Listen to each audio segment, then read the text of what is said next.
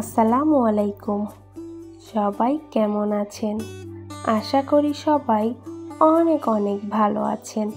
আল্লাহর রহমতে আপনাদের দোয়াতে আমরাও অনেক ভালো আছি। চলে এসেছি নতুন আরও একটি ব্লগ নিয়ে।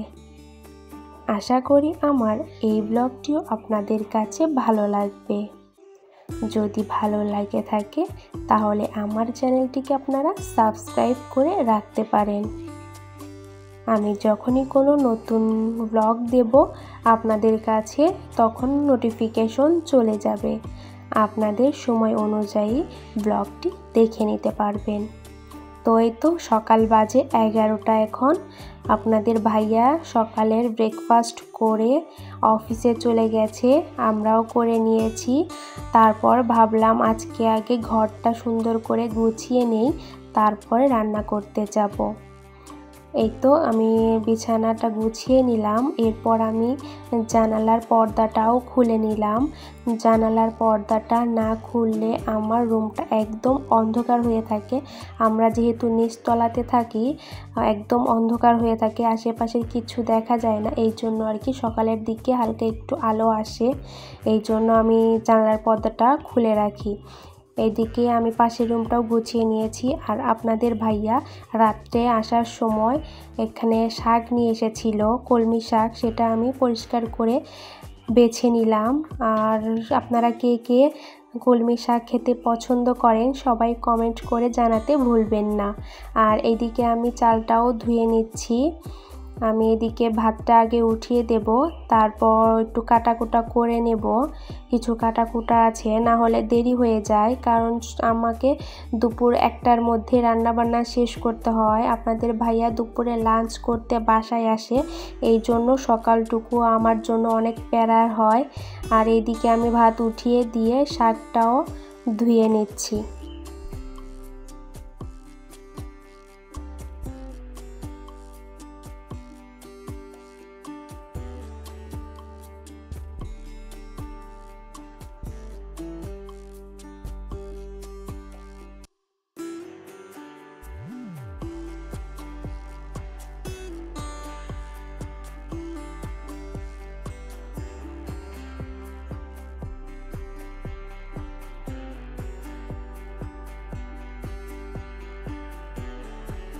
এদিকে আমার শাকটাও সিদ্ধ হয়ে গেছে, আমি লবণ দিয়ে একটু সিদ্ধ করে নিয়েছি।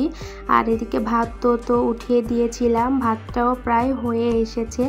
এখন আমি শাকটা ভেজে নেব, এই জন্য কড়াইয়ে তেল দিয়ে দিলাম। দেওয়ার পর একটু গরম হলে এর মধ্যে পেঁয়াজ, কাঁচামরিচ আর সাথে দিয়ে দেব রসুন কেটে রেখেছি, সেই রসুন কুচি দিয়ে একটু ব্রাউন কালার করে ভেজে নিয়ে এর মধ্যে আমি সিদ্ধ শাকগুলো দিয়ে দেব।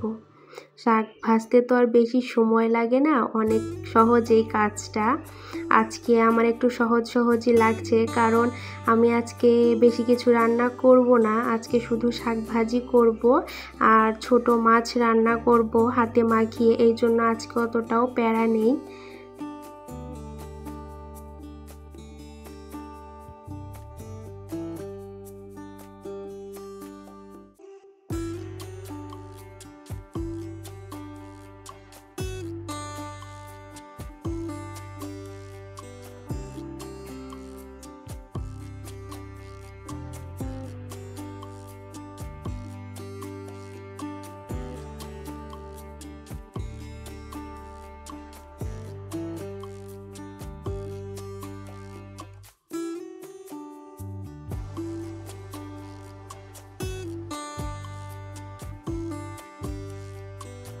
শাক ভাজি শেষ করে এখানে আমি মাছ রান্না করব, এই জন্য এখানে পটল আর আলু কেটে নিয়েছি, সাথে পেঁয়াজ, কাঁচামরিচ আর যা যা মশলা লাগে সব দিয়ে দিয়েছি।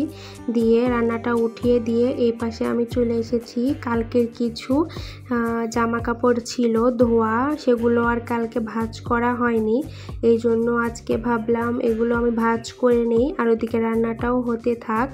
এটা খুবই একটা প্যারার ব্যাপার, প্রতিদিন কাপড় ভাঁজ করা আমার কাছে একটুও ভালো লাগে না। এই তো কাপড় ভাঁজ করে চলে এসেছি রান্নাঘরে। তো ভাত হয়ে গেছে, আর এদিকে আমি তরকারিটাও দেখে নিচ্ছিলাম, হয়ে এসেছে প্রায়, আর একটু ঝোলটা শুকিয়ে আসলে নামিয়ে নেব। আর এদিকে আপনাদের ভাইয়াও চলে এসেছে দুপুরে লাঞ্চ করার জন্য। এখানে মামামও খাচ্ছে, আমরাও এখন খাবো। মামা মাছকে হাত দিয়ে খাচ্ছে, আর এদিকে আপনাদের ভাইয়াও খাবে, এখন আমিও খাবো। এই তো খাওয়া শুরু করে দিয়েছি, খাওয়া শেষ করে। এই তো আমাদের খাওয়া দাওয়া শেষ করে মামা এখন একটু রেস্ট নেব। তো আজকের ভিডিওটি আর বড় করব না, সবাই ভালো থাকবেন। আল্লাহ হাফেজ, আসসালামু আলাইকুম।